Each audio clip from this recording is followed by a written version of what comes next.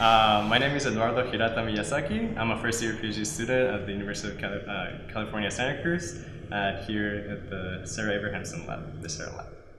Yeah, so this system, what it does, it takes several 2D images at different depths or different focal planes. So essentially, we're taking information from 25 different planes, and then we capture them simultaneously with each camera, and then we can then combine them all together to get the 3D information out of it. So this system is essentially taking what is available in commercial microscopes, and we take in the different components that are inside a commercial microscope, which is essentially like the objective and the tube lens, and of course like these dichroic mirrors that allow us to filter light.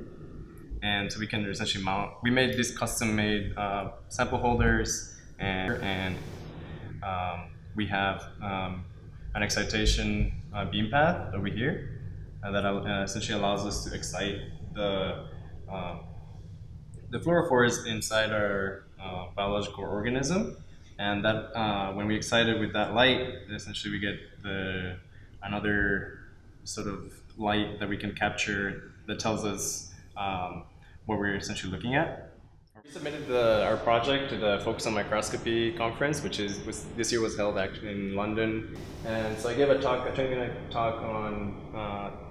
I gave the rundown of how we made the system, why is it important, and the future applications of the project.